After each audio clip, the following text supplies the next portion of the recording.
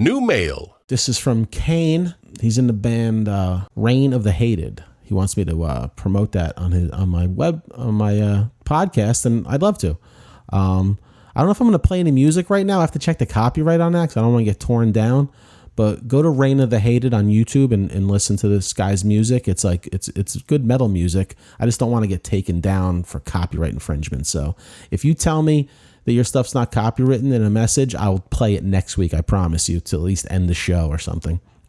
All right, here's from Kane.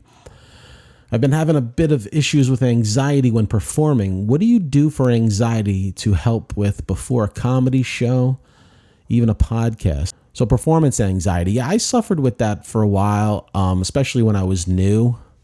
I even remember back when I was in music as a young kid, like I used to sometimes not even look at the crowd when I was playing guitar. I had like my long hair back then, and I would just like headbang and kind of look at the floor and occasionally gaze out there because I don't know where it came from. But I think performance anxiety comes from not having enough reps doing it. I know for stand-up, it used to be kind of debilitating for me because I just, I had nothing to call on for me not to have the anxiety. There was a story I listened. I think Jay Moore told this story years ago about Buddy Hackett. He was talking about Buddy Hackett, and Buddy Hackett asked him, I can't do a Buddy Hackett impression, but he goes, "What is your monitor on stage?" And he asked him, "What's that mean?" He goes, "Your monitor, what's your monitor? Like everything you're focusing on other than the show. Like if your monitor's at 100, that means you're focusing, like your anxiety is like to the max. Like you're focusing on why is that guy in the back of the room looking like that? Why is the stage set up like this? Like you're worrying about everything but you. And so everyone starts off new, monitor at 100. Anxiety is peaking. And I think only repetition and performing live and getting more comfortable in your skin up there brings that down. And he asked Buddy Hackett, "What's your monitor?" And he goes, 1. Because you would think it would be 0 because he's such a celebrity. He goes, 1. He goes, "Why 1?" He goes, "I have to know where the fire exits are." And that's hilarious. Like that's the one thing he's focused on stage. He's in the moment, but I got to know where to run out when I'm in a fire.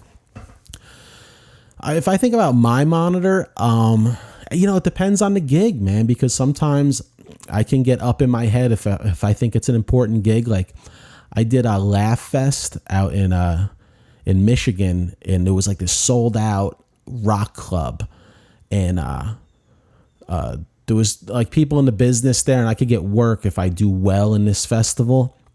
And everyone's killing right before me, and I'm backstage, and I'm doing it long enough where I'm confident, but it's a big show, so you just want to do well. And I remember going out there, and I had a great set. But I remember I met this comic, Damon Sumner, and I remember asking him after. I said, "Was my left leg shaking? Did you see it?" He goes, "Nah, I didn't notice anything," because I felt like my left leg was dancing, like my adrenaline was like pumping through my left leg, but I was able to just kind of let it happen.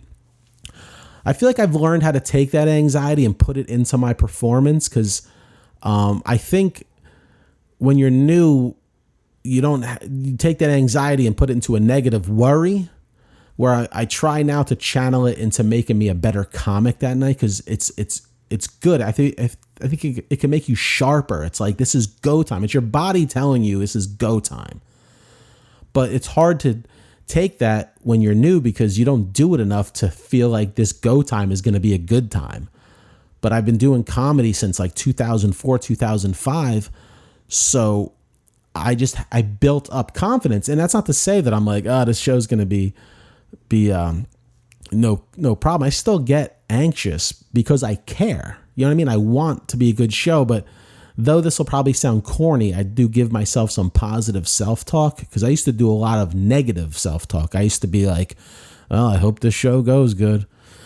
Well, I hope this audience is good. And then, a lot of times I bomb. I'm going up there in like this negative headspace.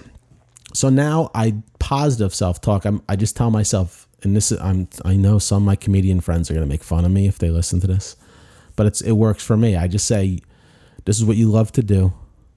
go have fun tonight.